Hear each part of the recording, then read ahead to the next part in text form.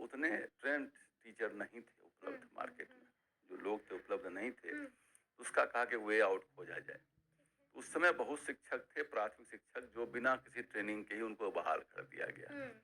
तो बिना ट्रेनिंग के बहाल कर दिया गया, तो उनको एब्जॉर्ब करने के, चूंकि उनको कहा ये तो जो एनसीटी का जो रूल है उसके हिसाब से क्वालिफाइड है नहीं।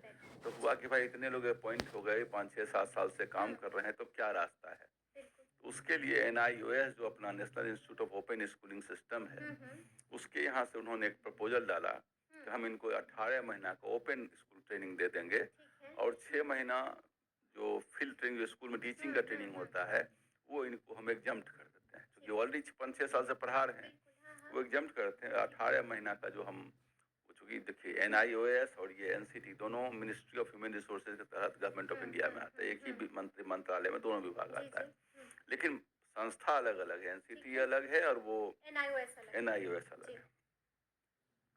तो उसमें जब बना के उसमें NCT ने उसको अप्रूवल भी दे दिया, लेकिन वो था वन टाइम विंडो, एक बार का समय था कि जो शिक्षक अभी काम कर रहे हैं, उस समय 2017, बाद में 2019 तक कहा गया, 31/3/2019 से जो शिक्षक पहले से काम कर रहे हैं उनको वन टाइम विंडो दिया गया कि आप NIOS से कहीं से आप ट्रेनिंग 18 महीना का कर लीजिए और 6 महीना आपको हम एग्जाम कर देंगे और आपका नौकरी बहाल रह जाएगा।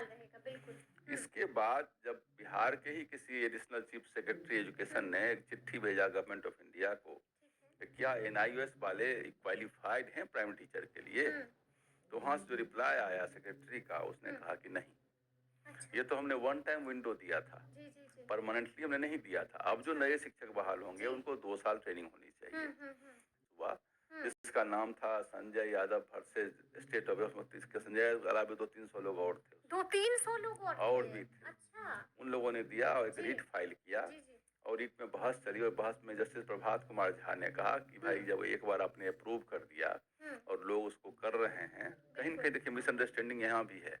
उसने अप्रूव किया था वन टाइम विंडो, जो एग्जिस्टिंग पर टीचिंग जो ऑलरेडी इन सर्विस थे उनके लिए, फर्दर डे नहीं, थोड़ा सा फाइन डिफरेंस था, जिस बात को अंडरस्टैंडिंग में यहाँ प्रॉब्लम हुई।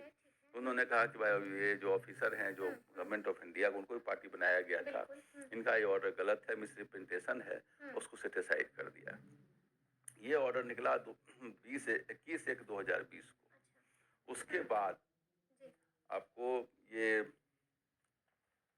NCT ने 6 जनवरी 2021, लगभग 1 साल के बाद, लगभग उससे कुछ कम दिन में एक नोटिफिकेशन जारी कर दिया कि जो पटना हाई कोर्ट का जो ऑर्डर है, उस ऑर्डर के संदर्भ में एक नोटिफिकेशन सारे सेक्रेटरीज ऑफ जितने भारत सरकार के स्टेट सबको कह दिया कि NIOS द्वारा जो 18 महीना का ट्रेनिंग का जो शेड्यूल किया है वो वैलिड है।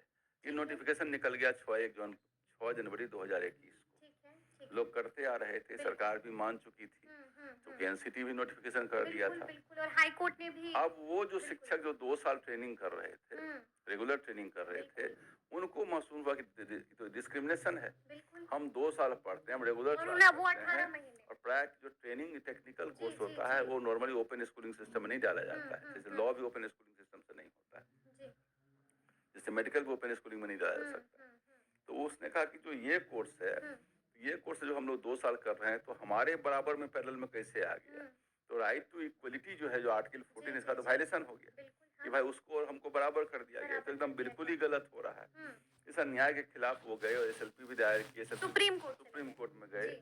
SLP के बाद सिविल अपील हुआ, और सिविल अपील होने के बाद ये जो परसों जजमेंट आया है जस्टिस BR गवई और जस्टिस प्रशांत कुमार मिश्रा का, उसमें उन्होंने कहा कि कहीं न कहीं हाईकोर्ट को अंडरस्टैंडिंग में प्रॉब्लम हुई है, क्योंकि वन टाइम विंडो जो मिला है वो तो उस समय के लिए था, सर्विंग टीचर के लिए था, ये तो फ्रेश के लिए था ही नहीं।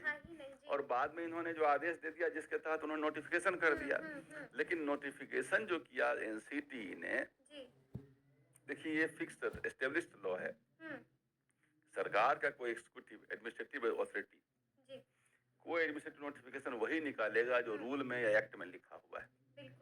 जो एक्ट और रूल में लिखा हुआ नहीं है, उसके बियॉन्ड कोई नोटिफिकेशन देना गलत है, इलीगल है। ये एस्टेब्लिश्ड लॉ है, हजारों केस में सुप्रीम कोर्ट, हाई कोर्ट ने कहा कि जो रूल से बाहर आप नहीं जा सकते, स्टैट्यूट से बाहर। पर वो आ गए वो तो पहले से करते आ रहे थे, बिल्कुल, उनका हाँ। क्या होगा?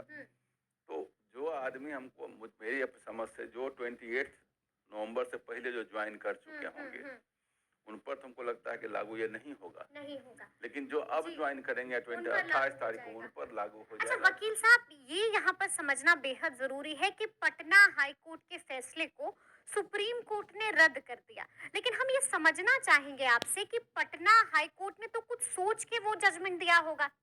क्या कुछ उस वक्त देखा गया, कहाँ पर गलती रह गई, कहाँ पर चूक हो गई कि इस तरह से सुप्रीम कोर्ट ने हाई कोर्ट के आदेश को रद्द कर दिया? नहीं, हमने कल बहुत ध्यान से देखा है दोनों ऑर्डर को। अच्छा, एकदम विजिबल मिसअंडरस्टैंडिंग है। Visible video misunderstanding. और ये लिखा है, वो क्या जी। नाम है, सुप्रीम कोर्ट ने कल कहा है हम्म। कि honourable Patna high court has totally aired, मतलब अच्छा। बिल्कुल ही सर्वथा गलत है। सर्वथा गलत क्योंकि है। कोई वन टाइम विंडो अगर दिया गया है सर्विंग हम्म। टीचर को, उसको इस पर कैसे लागू कर दीजिएगा? हम्म। और वो जो यहाँ से जो एडिशनल चीफ सेक्रेटरी को यूएस को कैसे उन्होंने वैलिड कर दिया, ट्रेनिंग कोर्स है, तो बिल्कुल। कहीं न कहीं मिसअंडरस्टैंडिंग बड़ा स्पष्ट उसमें दिखाई पड़ रहा है।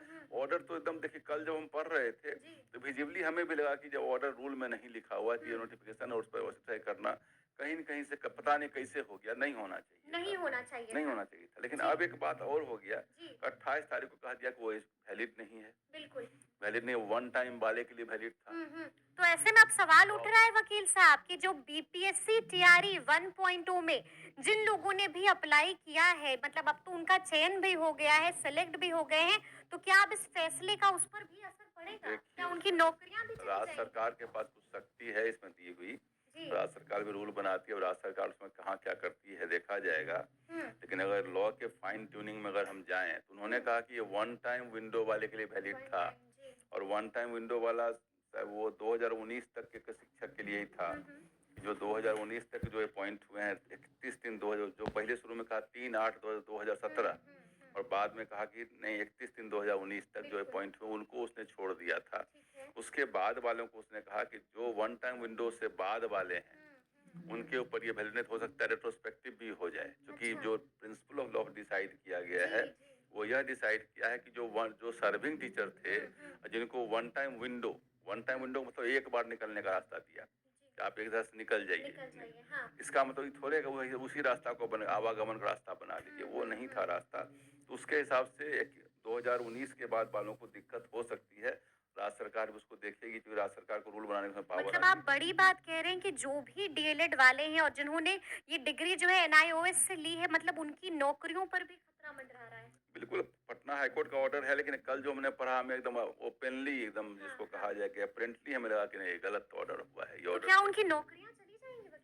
क्या लगता अब है देखिए, वो आपको? सर्विंग है, वो अपना मांग लेके फिर जाएंगे कि भाई 28 तारीख को आपने डिसाइड किया, उसके पहले डिसाइड नहीं किया। क्योंकि लेकिन आप अक्सर कहते हैं कि you can not change the rule of the game when the play has begin. लेकिन ये तो वहीं से मिस्टेक है, जब उसने वन टाइम जी। विंडो दिया था और जी। सर्विंग टीचर को दिया था, हाँ। नॉन सर्विंग को नहीं दिया था, लेकिन बीच में एक मामला और आ जाता है। एनसीटी ने भी नोटिफिकेशन निकाला है, वो 6/1/2021 को निकाल दिया। बिल्कुल। तो वो नोटिफिकेशन जो अभी काम कर रहे हैं उनके फेवर में जा रहा है। तो हमारे हिसाब से अगर ये जो अभी 28/11/2023 के पहले जो अपॉइंट हुए हैं उनके ऊपर जाएगा तो फिर ये प्लेथोरा ऑफ केसेस फिर पैदा करेगा। उसके बाद वाले में हो सकता है कि वो मामला खत्म हो जाए, लेकिन उसके पहले चूंकि एनसीटी ने उसको अप्रूव कर दिया ना, जी, जी, जी। भले गलत वो अप्रूव किया, क्योंकि कहता है कोई भी एडमिनिस्ट्रेटिव ऑर्डर गलत है अगर रूल और एक्ट में लिखा हुआ नहीं है। किसी एग्जीक्यूटिव को ये नोटिफिकेशन निकालने का ठीक है। शक्ति उनके पास में नहीं होता है। हाँ। तो वो तो गलत वहां पर हुआ, लेकिन निकाल तो दिया। आपने सही निकाला, गलत आम जनता को लेकिन क्या आप पता? ये कह रहे हैं कि खतरा तो मंडरा रहा है। खतरा मंडरा रहा है, लेकिन यह जी। बात जरूर है कि कुछ लॉ अभी भी उनके फेवर में है कि एनसीटी ने अप्रूव किया है। नोटिफिकेशन का रूल देखना, एक्ट देखना कैंडिडेट का काम तो नहीं था, उन लोगों का काम था। अब उन्होंने कुछ गलत भी दिया, उस इंप्रेशन में कुछ लोग उसमें आगे बढ़ गए। तो हमें लगता है कि 28/11 के बाद ही एप्लीकेबल होगा। 28/11 से पहले जो लोग ज्वाइन कर चुके हैं उनके ऊपर एप्लीकेबल नहीं होगा। नहीं होगा। अच्छा, हम ये जानना चाहेंगे कि अब तो बीपीएससी टीआरई 2.0 भी इस फैसले का उस पर क्या असर होगा? बीपीएससी क्या करा रही है? बीपीएससी टीआरई 2.0 शिक्षक भर्ती परीक्षा अब बहाली नहीं कर पाएगी एनआईओएस वाले को, नहीं कर नहीं पाएगी। कर साफ पाएगी, है, साफ एकदम स्पष्ट। एकदम साफ। अब नहीं कर पाएगी। अब नहीं कर पाएगी। पहले अगर जो कर जी, चुकी जी। है हो सकता है उसको अप्रूवल मिल जाए, क्योंकि उसमें पहले उसमें लेकिन उसमें भी 50-50 चांसेस है। नहीं, उसमें एनसीटी चूंकि अप्रूवल है ना, जी। जबकि वो गलत है, एकदम अच्छा। टोटली हाँ, लीगली गलत है, क्योंकि रूल में तो प्रोविजन नहीं मतलब उसमें चांसेस है, लेकिन टीआरई 2.0 में तो कोई चांस नहीं। बिल्कुल नहीं, बिल्कुल नहीं, उसमें चलिए, एक कोई आखिरी सवाल है वकील साहब कि अब इनके पास क्या कुछ ऑप्शन बचता है, क्या विकल्प बचता है? देखिए, ट्रेनिंग तो वही जो 2 साल रेगुलर वाली है, जो हम्म। एनसीटी ना भारत सरकार वहाँ एनसीटी के रूल को परिवर्तित जी चेंज कर दे, तो कुछ हो सकता है। हम्म। या चूंकि उस टेस्ट वो रूल तो बनाई हुई एनसीटी का रूल है, बिल्कुल जी। तो एनसीटी के रूल को जो चेंज करने का पावर है वो तो गवर्नमेंट ऑफ इंडिया के पास में। और वही चूंकि दोनों एक ही डिपार्टमेंट है, ठीक है। Ministry of human resources department के अंदर ही एनआईओएस भी आता है और एनसीटी ही आता है। एनसीटी भी आता है। लेकिन ये काम एनसीटी का है, वो एक्सपर्ट बॉडी उसके लिए बनाई गई, उसी का काम है बीएड कॉलेज को और जो बिल्कुल। डीएड कॉलेज को रिकॉग्नाइज करना, उसके स्टैंडर्डाइज करना। लेकिन आप रूल में चेंज लाएंगे तो डिस्क्रिमिनेशन तो हो जाएगा, क्योंकि जो रेगुलर वाले हैं। तो वो तो हमको लगता है 28 जो कल नवंबर के बाद अगर इफेक्टिव होगा तो केसेस कम होंगे, उसके पहले होंगे तो लोग जाएंगे फिर से मामले में। फिर क्योंकि से आप जाएंगे कोर्ट। भले नोटिफिकेशन आपका